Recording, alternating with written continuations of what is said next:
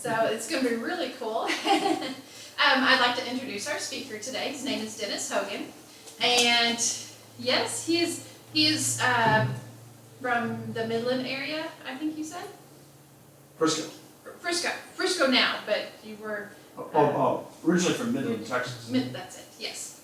And he's going to be talking about the Texas Midland, which was very innovative for its time when it was put in. And Dennis is a retired high school science teacher who currently lives in Frisco, and he just loves railroad history. And so do you like to visit the different ones? And Definitely. And I also want to thank this month's sponsors for this month, which is Gene Adams. And so without further ado, I'll turn it over to Dennis.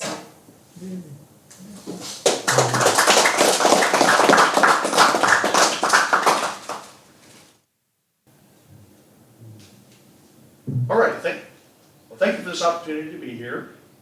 I was telling Susan, this is the second time I've been here in the past year.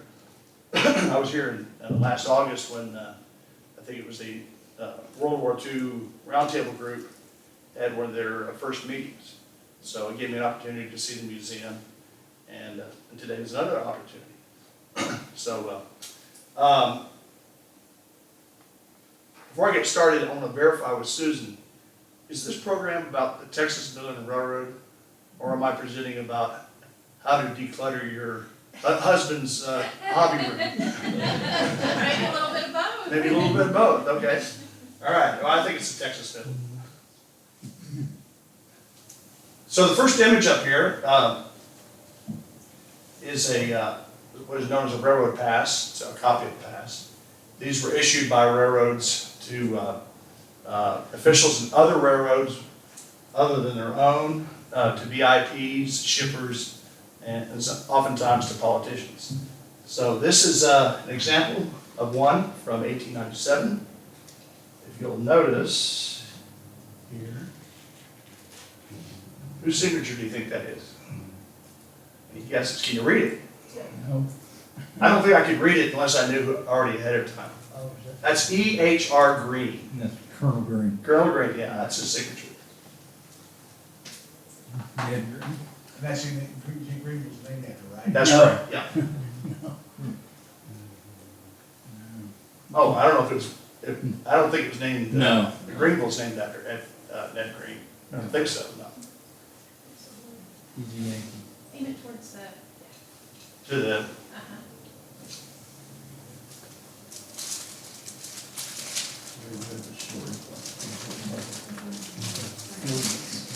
all right.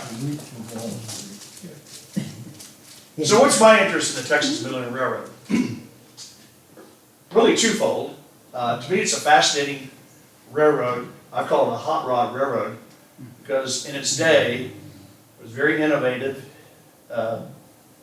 state-of-the-art railroad, and so it makes it more interesting to me than some of the other railroads that were in existence.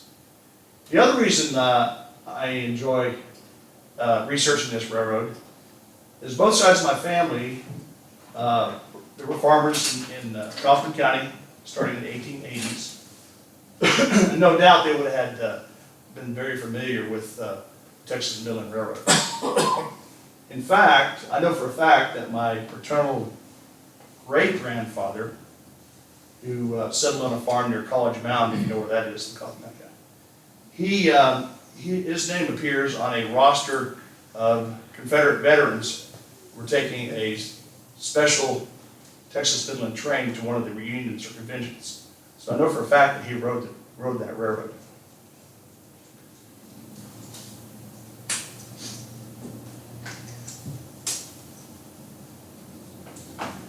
All right, oddly enough, the name Texas Midland didn't originate with the Texas Midland that we're familiar with around here. It was actually first used by the Gulf, Colorado, and Santa Fe Railroad. They used that nickname for about a decade or so in the 1880s. And then after that time, they dropped the name and just didn't use it at all.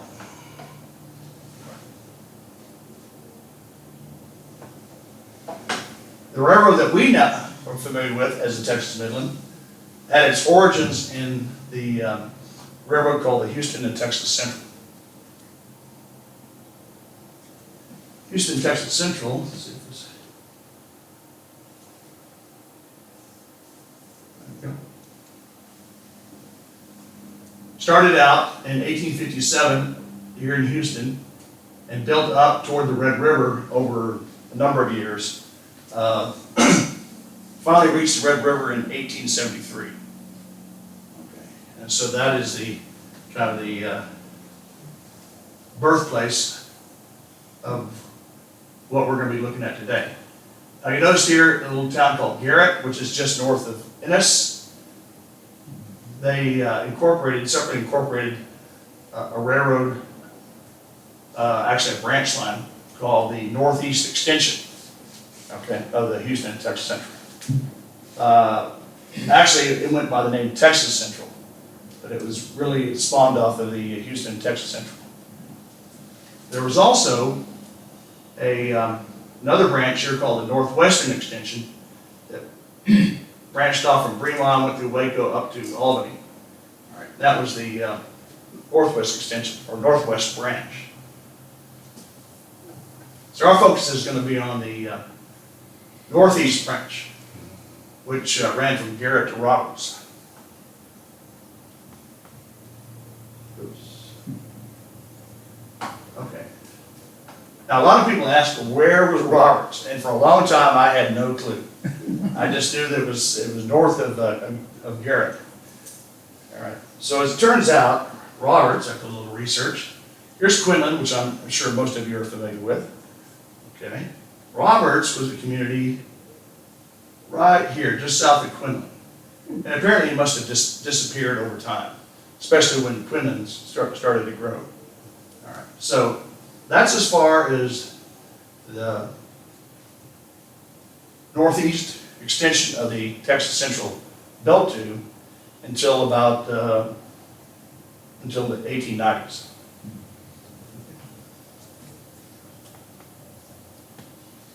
All right. This is going to be a story about a lot of interesting people and places and things. So enter Henrietta Hedda Robinson, okay, otherwise known as Hedda Green. Okay, she was at one time known as the richest woman in America during the Gilded Age. Talking about the 1880s, 1890s. Admirers would call her the Queen of Wall Street. Her detractors would call her the Witch of Wall Street. You take your pick. All right. She was born into a very rich whaling family in New Bedford, Massachusetts. Okay. Had a Quaker upbringing, which may explain a lot about her fiscal conservatism. Anyway, she married a gentleman, a millionaire in his own right, Edward Henry Green. So Hetty Green, that's for the name that she was more familiarly called. Okay. By the way, this dog right here,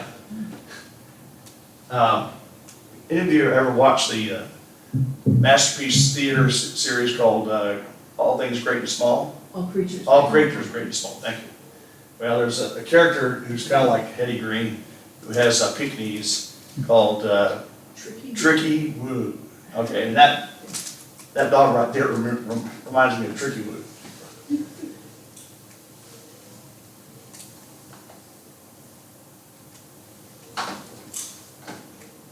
All right, so once Hetty Green made her fortune on Wall Street and so forth, railroads and banks, she became rivals with somebody known as C.P. Huntington, who was the president of the Southern Pacific Railroad.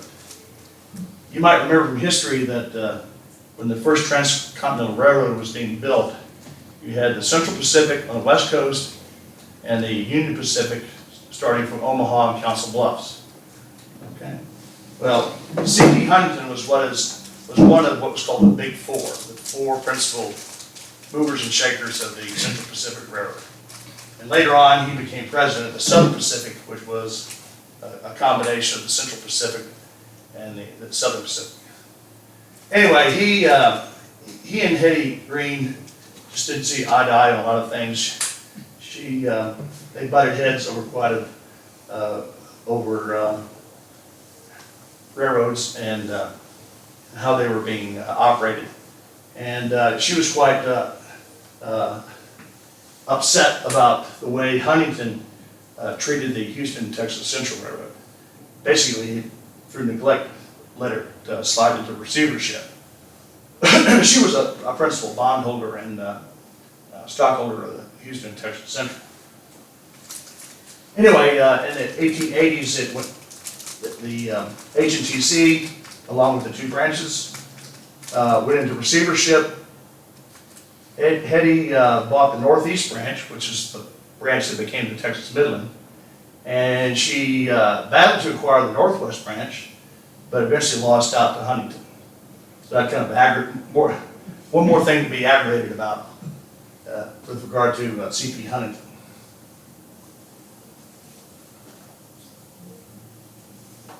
All right, there's a lot that can be said about Hetty Green. If you're interested sometime, there are 3 good reference books that I displayed the covers of up here.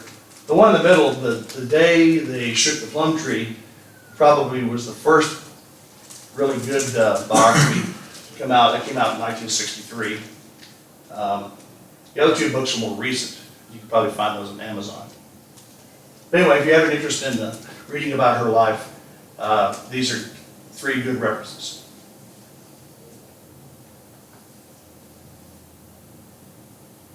Oops. Okay, this is kind of a collage to tell a story here, okay? So, Colonel Edward Howland Robinson, aka Ned Green, okay, he's our man of focus for the rest of this presentation. Here is a photo of him. He's a gentleman right here, sitting on the steps of a passenger car. Rather tall gentleman, probably weighed somewhere between 250 to 300 pounds. Had a cork leg. He injured his leg when he was a child. His mother, being a rather miserly person, didn't get it taken care of, and he ended up having it amputated. So for the rest of his life, he had a cork leg. But that didn't slow him down in terms of his business talents. Okay, I'm going to go clockwise here. This photo right here, again, here's Ned Green. You can kind of get an idea how tall he is. And right next to him is Maybelle Harlow, okay, who was a prostitute that he met in Chicago when he was there on a business assignment. And once he came to Texas, he brought her down, and she was basically his live-in girlfriend for the remainder of his stay in Texas. And later on in life, he married her, but Hetty didn't approve of that relationship, so they didn't get married until after she died. Okay. Down here, one of the things that Colonel Green is noted for was introducing the first, or one of the first, automobiles into the state of Texas. This was delivered from the St. Louis Car Company by rail to Dallas, and then an associate of his, who's in the driver's seat there, delivered it to him in Terrell. Okay, so that's not Ned Green there in the car. All right, what's a postage stamp doing here? Put the fingers upside down. Yeah, Ned Green had many hobbies and interests, one of which was stamp collecting. And this is a famous stamp, if you're a philatelist, called the inverted Jenny stamp. Okay, Jenny there is the type of aircraft. It was a training type aircraft that was developed by the United States during World War I. It was never used in combat, but it was used as a training. Anyway, the post office department printed a whole sheet of these with the plane upside down. And so once that was discovered, it became an instant collector's item. Okay, and Turns out that Ned Green, when he found out about it, bought the entire sheet of converted Jenny stamps. Okay, and he kept most of them, he parceled some out to friends and so forth. If you go to the Postal Museum in Washington, D.C. today, which is right across the street from Union Station, they have a postal museum there. This stamp, or a sheet of that stamp, is on display. Ned was also a radio hobbyist. He set up his own radio station and operated it. I think the station later became WMAF. That would be in Massachusetts, not here in Texas. And then final thing up here, this is something I just recently learned about. He founded what was known as the Tarpon Club down off St. Joseph Island near Miranda's Pass. Okay, it was an exclusive club for sportsmen. Okay, had a very exclusive clientele of railroad officials, politicians, and businessmen. And so he operated that for a few years. And then it closed down, I think, in the early 1900s. It didn't last too long. Now, this is not to be confused with the Tarpon Inn. There's another place that still exists down there called the Tarpon Inn, which is quite famous as well. But this was a different hotel.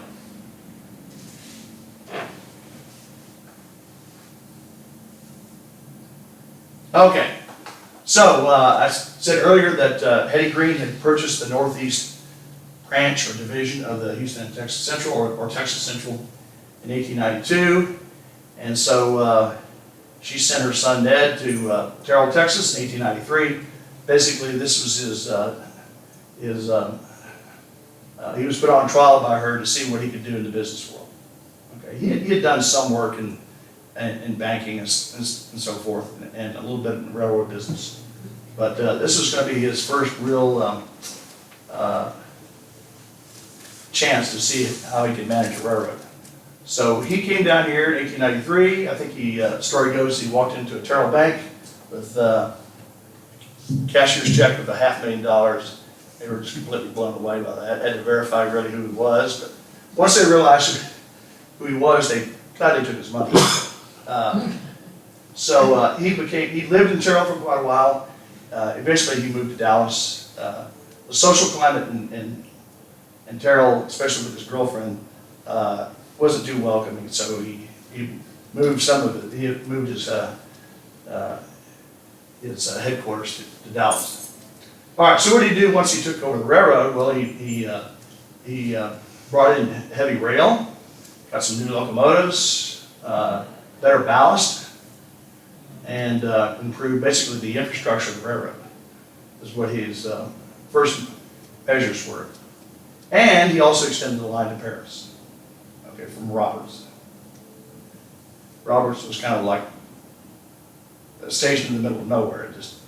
There was nothing going on at Roberts to warrant being the terminus of his railroad. There's a quote here that kind of summarizes his philosophy on taking over this railroad. He wanted the best in his business, and expected that would pay off eventually if he produced a quality running railroad.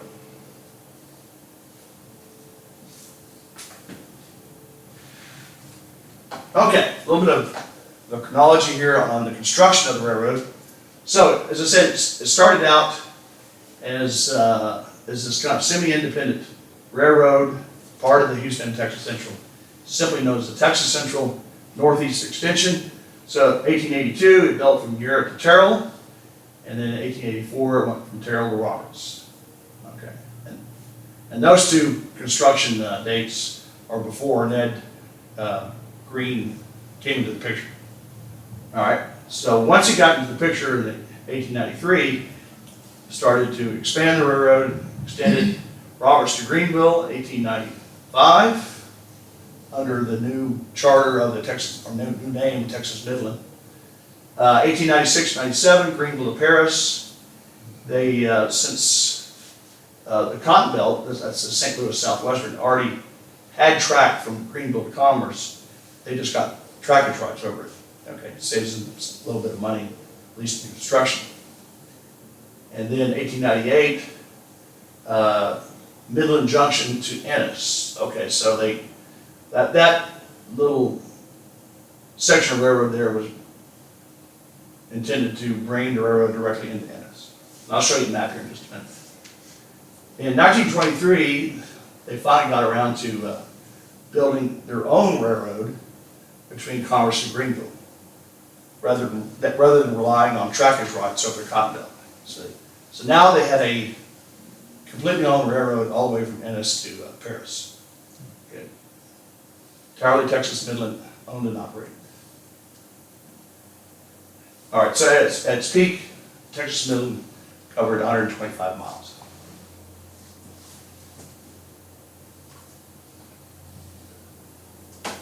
All right, this is what I want to show you here, a little map. All right, so this is coming in from Kaufman here. Originally, the line went to Garrett, okay? And then what did I say, 1898, it built from Midland Junction, which is here, directly into Ennis. Okay, so this little section here basically became a branch line. Okay, it was no longer really, probably not used that much. Okay, since they could directly access Ennis. Okay.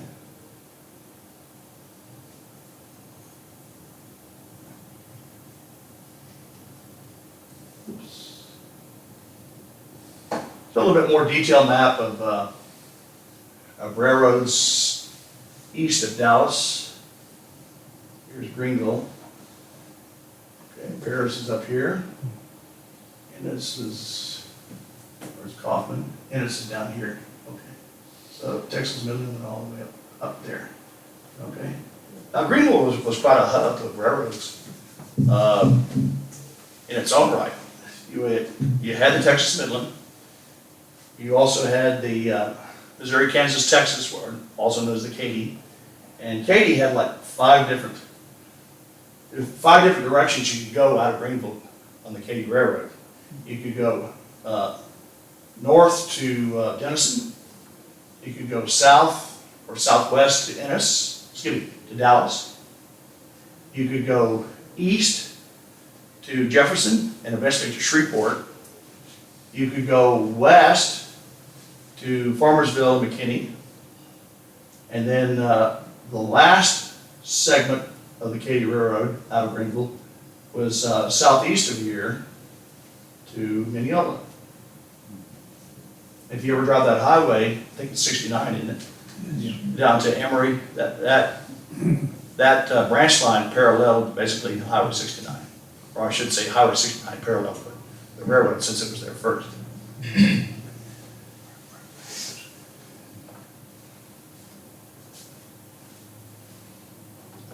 Now, interestingly enough, there must have been plans at one time by the Texas Midland to extend its line all the way to Waco, because you see things like this pass, 1893, where it talks about the Waco route. Of course, that was never built. I guess they had designs on extending to Waco at one point. Anything you notice about this railroad pass? The Dealey was Dallas Morning. Yeah. George B. Dealey, yeah, he was the owner, editor of the Dallas News.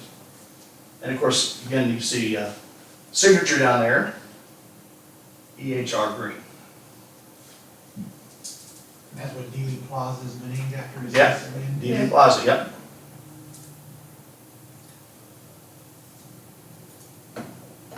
This is a cover from a book that came out a few years ago. And interestingly enough, it mentions in here that the Texas prison gangs were actually used by the Texas Midland for their building some of their extensions. So they did use prison labor. They weren't the only railroad that did, but they was one of them.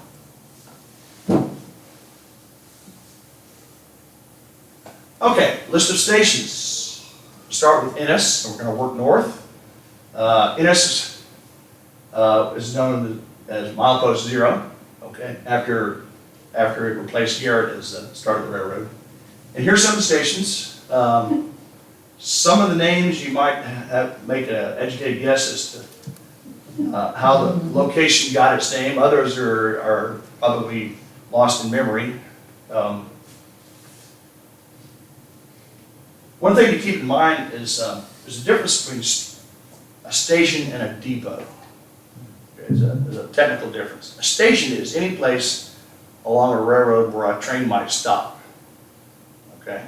It might have a depot, which is a structure, but sometimes the only thing at a station is just a name sign, okay, or cattle pen, or, you know, some others, Water tower?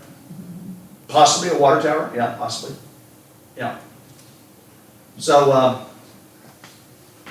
not every one of these stations had a physical depot for passengers or freight. Okay. Or a loading dock. A loading dock is another structure that might be at a station. Notice Rosser there down the lower right-hand corner. If you go to Rosser today, there's an actual Texas Midland depot there. How it escaped demolition over the years, I'll never know, but it's interesting to drive down there. And they also have a water tower. Now, I think the water tower was reconstructed, but it's worth a drive sometime.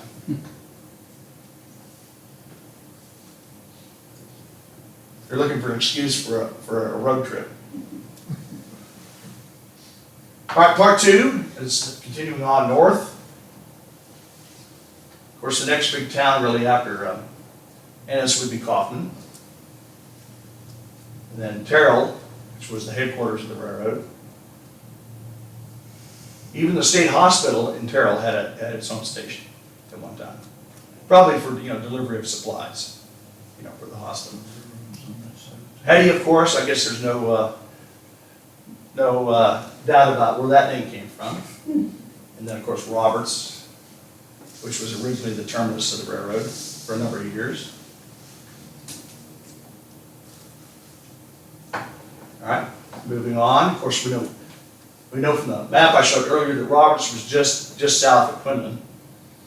So in Harlow, of course, Harlow Maybell, I'm sure that's where that name came from. Greenville, milepost 72. And then Commerce. Commerce still has its Texas Midland Freight Depot. You go up there today. There's a brake structure, which is a freight depot. Passenger depot is gone. Freight depot exists. And then Cooper, or somebody had another way to say that. Cooper, different pronunciation. Anyway, Cooper has its Texas Midland Depot. It's the Delta County Historical Museum. So if you need another excuse for a road trip, drive up to Cooper. And then on up to Paris. Milepost 124.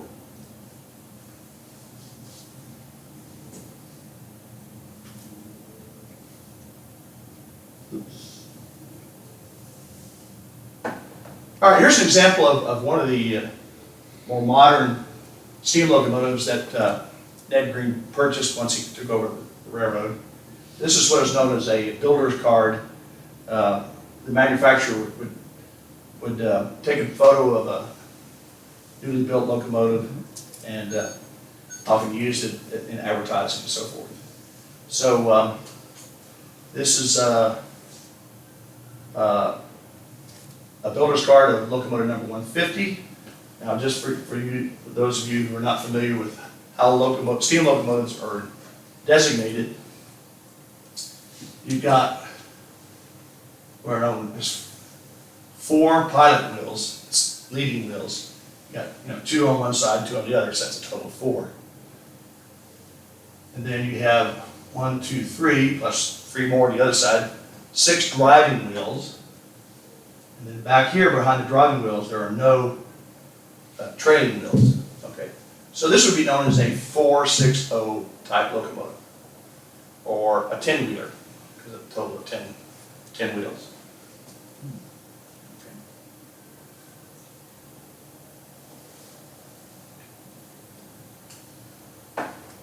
All right, so very briefly, I'm going to kind of enumerate or list here the locomotives that Texas Midland either inherited or bought new.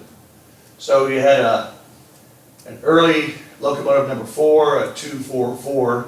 T means a tank, in other words, it has the water and coal kind of built into the locomotive as opposed to a separate tender. Okay, so they must have inherited that. 440, numbers 98, 99. That photo I showed you, I think on the second slide, was number 99. So that was a 440. That was also known as an American type locomotive, that configuration. Then they also had another series of 440s that they acquired from the Texas Central. Turns out that one of those actually had a name as opposed to a number, Jim Jones. I'll tell you more about that in a minute. And number 109 was built after, or came to the railroad after Ned Green took over. It also had a name, Dick Farmer. Okay, it was a custom back in the 1800s, often the custom, that locomotives had names as well as numbers. And then as railroads grew in size, it became a little bit cumbersome to name them all, so they just, that kind of tradition kind of fell away. But at least at this time, they were still naming locomotives, or at least some of the locomotives. And I note here, this locomotive called Dick Farmer was patterned after New York Central and Hudson River number 999. And that was a famous locomotive that broke a speed record back in the late 1890s. Oddly enough, the engineer on that locomotive was a gentleman by the name of Hogan. No relation, but I'd like to take claim for it, or claim kin to him. By the way, that locomotive, if you're curious, if you're up in Chicago, go up to the Museum of Science and Technology, and number 999 is preserved there in excellent condition. Give you an idea of what number 109 looked like. How fast did it go? Over 100 miles an hour. Yeah. Yeah. I forget the exact, it was over 100. 112. 112? Okay.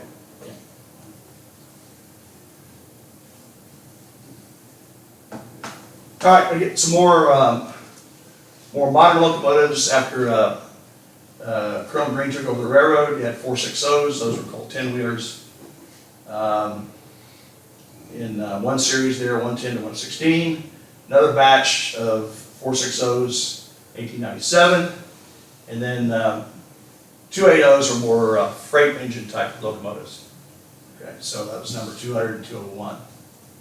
Interesting enough, number 200, ex-Texas Midland Railroad locomotive exists today down in Baytown, Texas.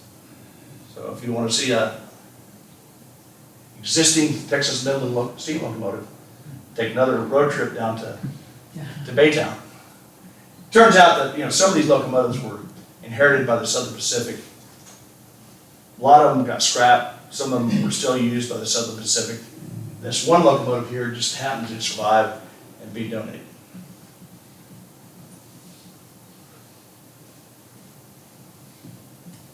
All right, here's Jim Jones. Right here under the cab window is the name Jim Jones.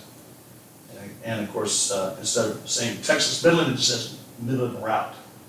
So you can see one of the two descriptions on the tender, either Midland Route or Texas Midland. Some speculation as to why it's called Jim Jones. This I get from one of the docents or directors of the Terrell Heritage Museum. He claims, and he hasn't really verified this, that Jim Jones was a Union Navy vet who settled in Able Springs, Texas, you know where Able Springs is, and worked for the railroad. Somehow or another he managed to get the distinction of having a locomotive named after him. I don't know if he saved a child or say the railroad money or what he did to warrant having a locomotive named after him. Dick Farmer, that was the other named locomotive that I mentioned earlier, found out that he was an engineer. So he also must have done something to warrant having a locomotive named after him. The rest of the locomotives just set numbers. This shot was probably taken at the Terrell shops, by the way. All right, so there's some schedules here. Okay. So the Texas Central was kind of an offshoot of the Houston Texas Central. Here is the schedule for the Northwestern branch from Ross, which is near Waco, all the way out to Albany. And then here's one of interest here, from Garrett out to Roberts. Okay, it just shows one mixed train a day in 1889.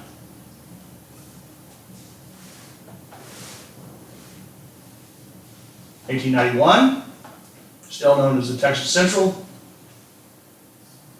not yet the Texas Midland. Here's the well, at that point they called the Northwestern extension the main line, and then the Northeastern extension or division, again from Garrett to Roberts. And again, just one mixed train in each direction a day.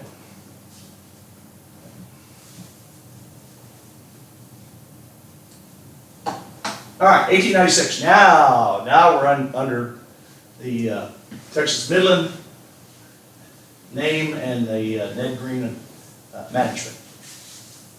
A little bit more activity here. Of course, the Paris to Terrell, this section of the schedule. 3 trains a day, 2 passenger, 1 mixed. And for those of you who are not familiar, a mixed train is a train that has both passenger and freight cars. Okay. Over here, Terrell to Ennis. Again, the same 3 trains. 2 passenger, 1 mixed train. And of course, at Ennis, it connected with the Houston and Texas Central. So you can go on down to Houston and Galveston.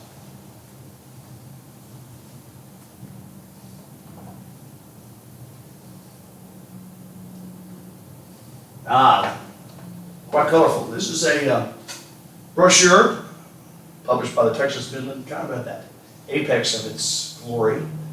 Okay. They ran a crack train called the Lone Star Special. It connected with the Houston and Texas Central at Ennis to take you on down to Houston and Galveston. At Paris, it would connect you with the Frisco Railroad to take you up to Arkansas, Missouri, and on to St. Louis. And notice over here, one of the promotions or places to visit is the Crescent Hotel in Eureka Springs, Arkansas. That hotel's still there today. If you need another idea for a road trip, it's well worth seeing, and you can even stay there. I found out that my paternal grandparents spent their honeymoon in at the Crescent, or at least in Eureka Springs. So they could have very well have taken the Texas Midland.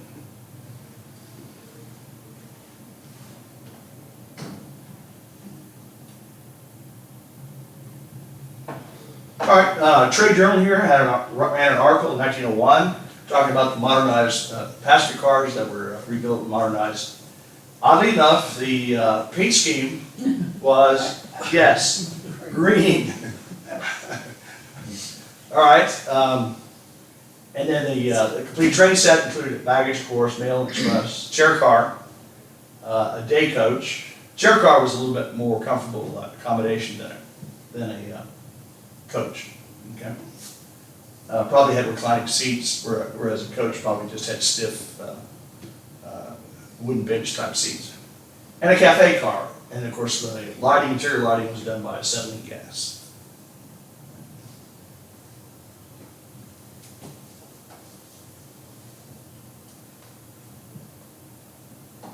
All right, 1903, another schedule here. Let's see if a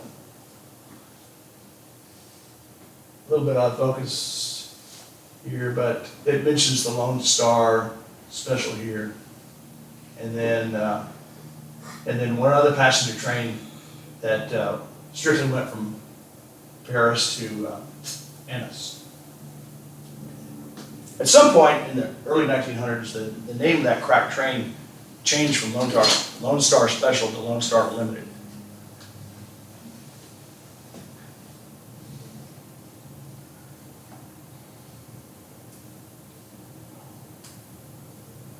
Here's another handout, a brochure showing the. This is the looks like the interior of that Pullman observation car. It had a lounge area, and there would be a vestibule out here. You can walk out and see the scenery and so forth, enjoy the fresh air. And then back the other way would be bedrooms and so forth for the sleeping car pass. Is that the kind of car that's down at the Charles City Park? No. Okay. Okay. There's a story behind that. All right. Okay. All right. All right, we'll come back. There are people that wish it was, but Oh, it's not. okay. All right.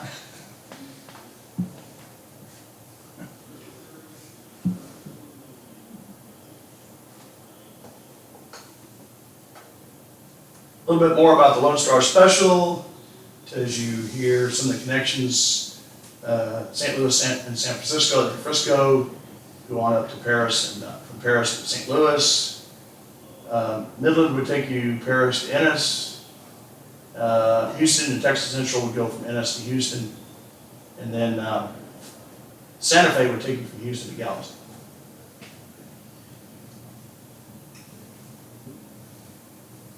And they had accommodations and reclining chair cars and reclining, same thing. Okay, as well as a Pullman observation sleeper. And here's the schedule over here. Basically, for long distance, the Texas Midland was kind of, no pun intended, the middleman between coming down from St. Louis and going all the way to Houston and Galveston.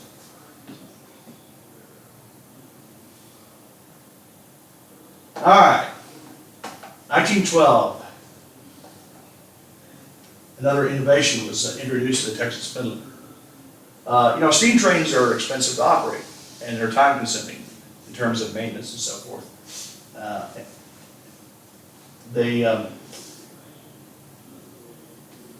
Ned Green purchased two of these. These are known as motor cars. They're self-propelled, gasoline electric cars. Okay, and introduced those on the railroad to take the place of some of the steam-operated trains. And these were built by General Electric.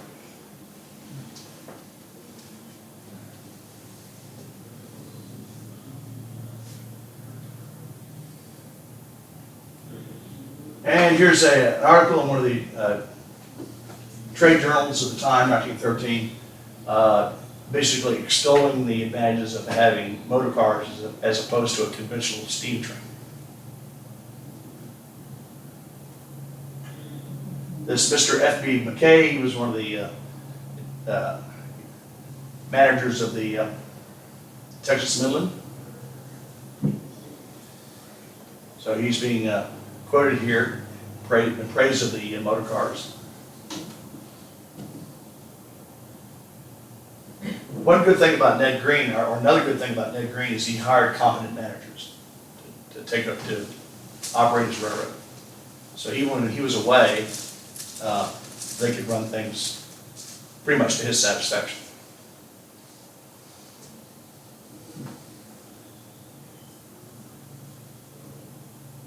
All right, this is a little schedule that was put out after the motor cars were introduced.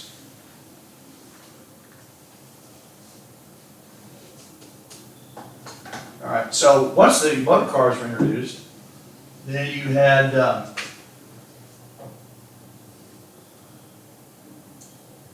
you had 4 trains a day. 2 of the 4 were motor cars. Okay. And then south of Terrell, the conventional passenger trains continued on to Ennis. Okay. Now here, this is interesting here. Well, what happened to these two motor cars that terminated in Terrell? Well, they didn't terminate in Terrell. They operated over the Texas Pacific into Dallas.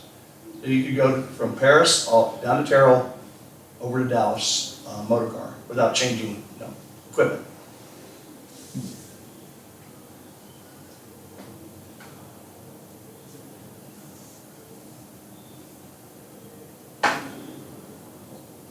A few years later, again, they seem to be using the motor cars more often. Although there's not two trips here, there's just one trip a day. Again, Paris to Terrell, and then over the Texas Pacific from Terrell to Dallas. And then I guess they use the other motor car over here to replace the steam operated train down to Ennis. So it looks like the motor cars were taken over. The motor cars didn't pull cars behind them, did they? They could, but I have no evidence that the Texas Midland used it. Okay. But on other railroads, they would have a trading coach behind the motor car. Just depended on the terrain and how powerful the motor car was.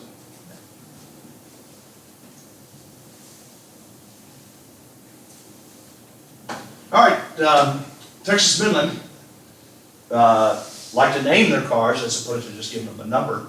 So here are the names of the regular passenger cars on the Texas Midland. Two of which named after places, Cooper and Terrell. Those were cafe cars. The rest of them, there's a Greenville down there. Okay. You might search the neighborhood and see if some farmer got that, put it on his farm as a for storage or something. Some of them have kind of exotic names.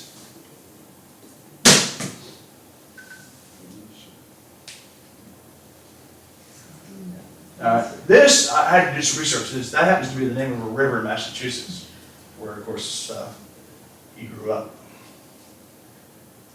And then we have some names down here from the mythology and the classical world.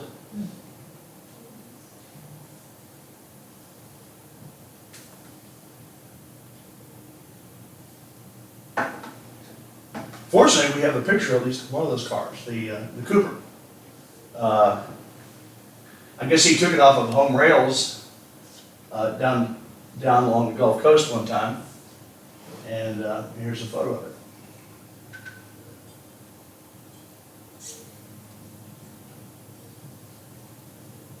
You have to wonder if that might have been a trip down to in the vicinity of his Tarpon Club hotel. This may be a dumb question, but what exactly is a cafe car? Is that for dining? Yeah, it's a dining car. Yeah, dining car, yeah.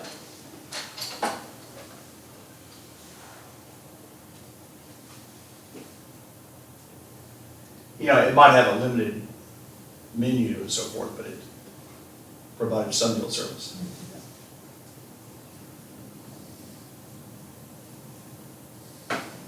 All right, here's a picture of Ned Green's private car or business car. Over the course of time, it had many names, or remember, I-99, Abel, Lone Star. There's another name that pops up, and we have to wonder if it was the same car or maybe another business car. It was also a Paris, a private car named Paris. So don't know if that was the fourth name for the same car or whether he actually had two business cars.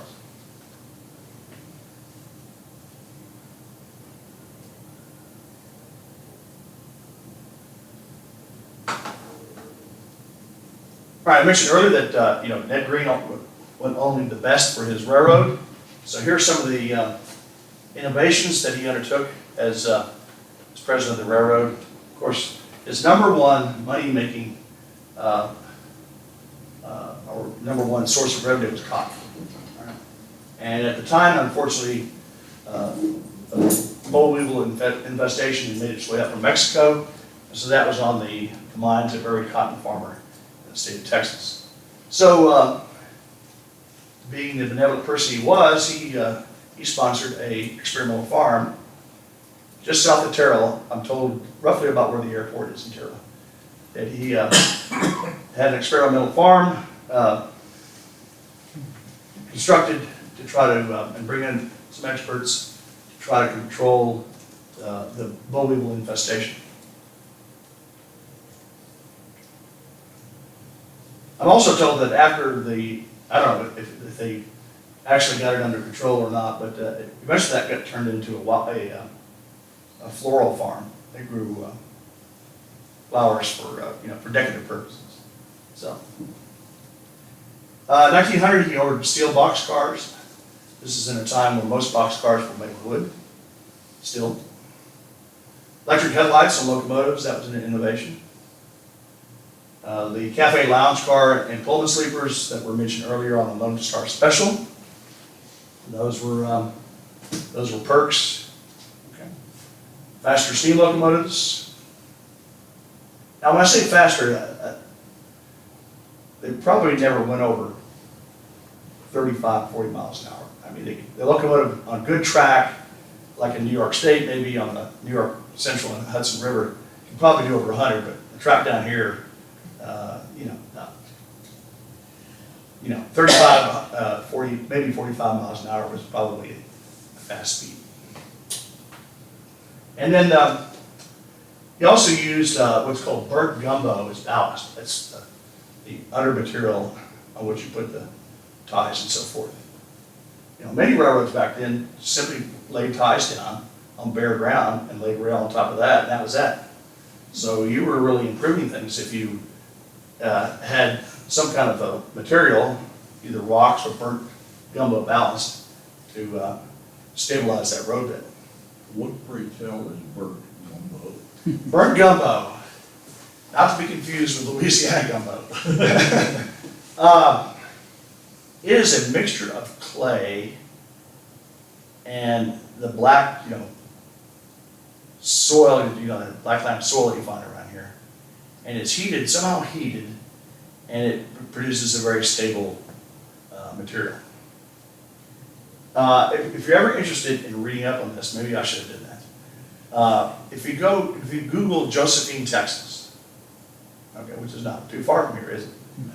All right. They had a series of pits just north of the town where they made this burnt gumbo. They did it for the Cotton Belt Railroad.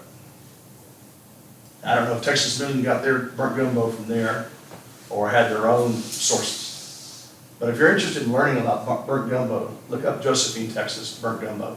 Google that, and it might provide you some more information. So, in fact, if you look at a topographical map today, you'll see some of Josephine. You'll see some like lakes or lagoons north of town, which is where that material was dug up and processed.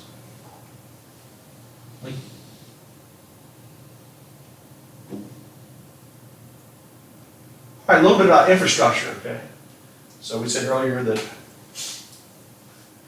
not all stations have depots, but all depots are at stations. So starting in Paris, this is the Union Depot up there, still there today. Lamar County, I think the Geological Society has part of that building. I think Chamber of Commerce still has that part of that building. Behind it, about a block, is the Lamar County Historical Museum. And oddly enough, for a few short years, the Texas Midland had their own depot about where that museum is today. Okay, but at some point they moved over, along with the Santa Fe and the Frisco, to the Union Station.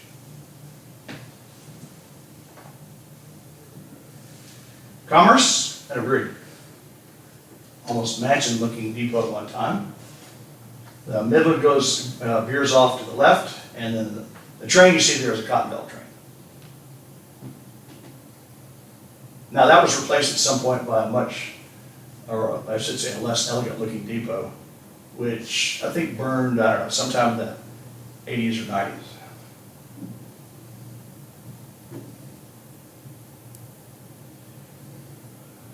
Greenville, of course, this is a common postcard you might find if you're looking for a railroad theme for Greenville. That's a Texas Midland train, of course.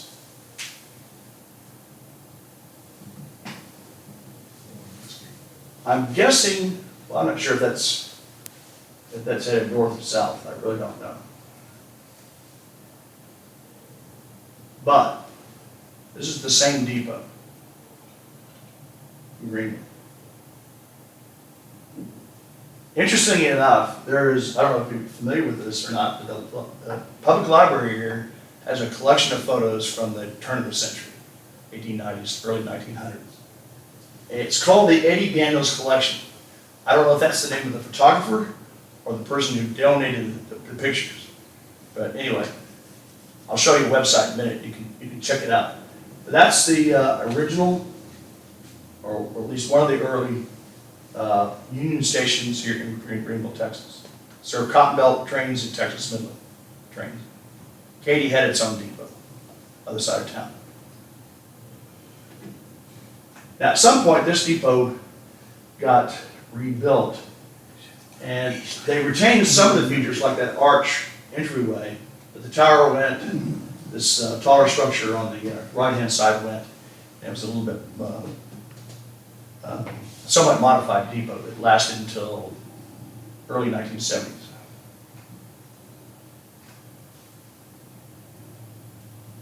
This is the best picture on the Texas Midland that I found.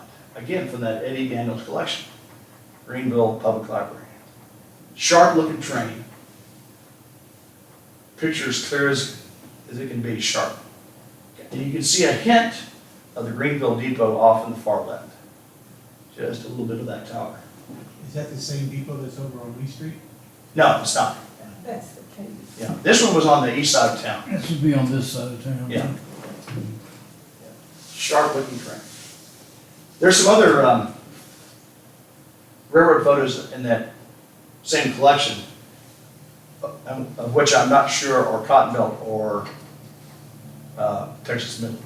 But this one for sure is Texas Midland. You can read it on the tender. Also, the locomotive number matches up with one of the ones I showed you earlier in the list. Okay, very sharp. And by the way, the collection also has photos, not just of railroads. I mean, there's just general life scenes, buildings. It's really worth checking out if you live in or around here.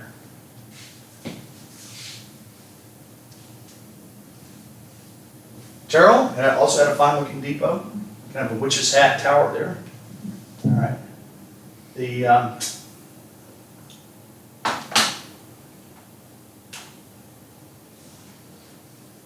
This is the Midland right here. And then from right to left would be the Texas Pacific. Okay. And this depot lasted up until early 60s sometime, maybe around 63. Unfortunately got torn down. Would have been a nice edifice to have preserved.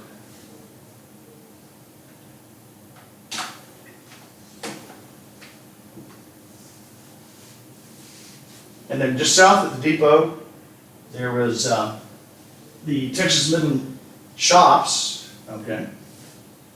Car shops, locomotive shops.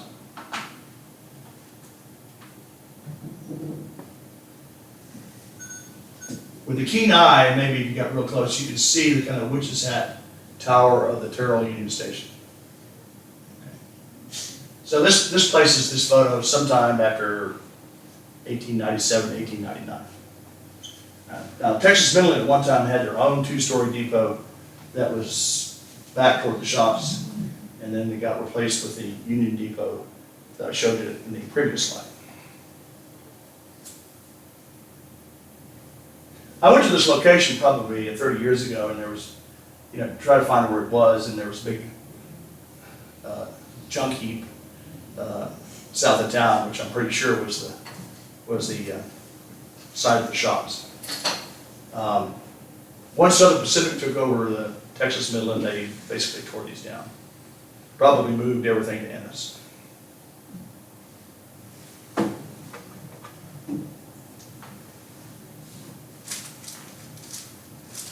Oops. Okay.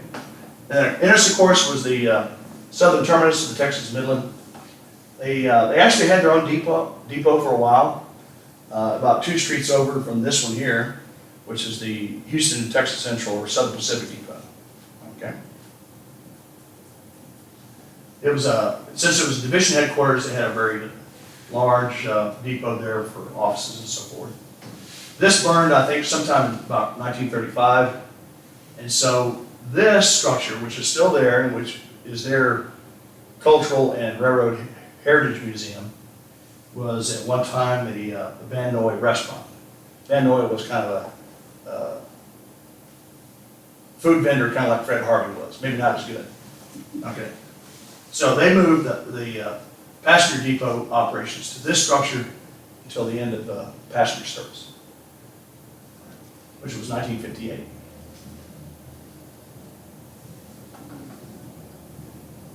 So you would have seen Texas Midland trains come and stop here. All right. Now we're talking about the demise of the Texas Midland. So about the time Hetty Green started to decline in health, Ned spent more and more time up north visiting her and taking care of her. She died in 1960, and so after about that time, he would come to Texas maybe 2 or 3 times a year in his private car. Okay. Basically left operations to his managers. Okay, now around 1928, the railroad was purchased by the Southern Pacific, or the Texas and New Orleans, as they call the railroad in the state of Texas and Louisiana. And then it was abandoned in pieces. First, in 1942, there was a big flood in the Trinity, wiped out the bridge, and so rather than rebuild it, Southern Pacific said, we're just going to abandon it, Ennis to Kaufman. Okay. They still maintained, passenger service. They also had a motor car, and that's what they used on the. That's what Southern Pacific used on the rest of the line. Then from 1958, they abandoned Kaufman to Greenville. Not exactly sure what the reason for that abandonment was. I don't know if it was lack of business or what, but that's Terrell, which was once its headquarters, was now no longer on the original Texas Midland. And then sometime in the early 1970s, there were washouts up, I think mainly north of Commerce up to Paris, that wiped out a lot of the rail. And again, they said, that's it, we're just going to abandon the whole thing. And so they did. There are some very small sections of the Texas Midland that still exist today. Up around Commerce, where I mentioned that they have a freight depot, there's a little bit of track there, that's Texas Midland. And then if you go in Terrell, Union Pacific has a spur that goes down by the airport. That was also at least on the same right-of-way as the Texas Midland. So those are the only 2 bits of Texas Midland track that are still in existence that I know of.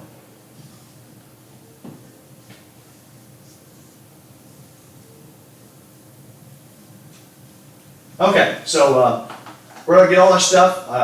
Some of it's from photos and stuff like those brochures that I collected. Terrell Public Library also has a limited number of photos from the Texas Midland, or of the Texas Midland. The Terrell Heritage Museum, also same thing. They also produce a replica of a Kaufman County brochure that was published to promote the county back then. And it has some Texas Midland photos. Oddly enough, instead of showing the depot in Terrell, they show the depot in Greenville, which is, of course, not in Kaufman County. All right. And then last but not least, the Greenville Public Library has these photos that I mentioned, these really sharp, clear photos from, around the turn of the century, 19th to 20th century. And it's at this website here. And it's well worth paying a visit to that. Not only for the railroad material, but just the daily life images that the photographer, whoever it was, took. All right, thank you very much. Any questions?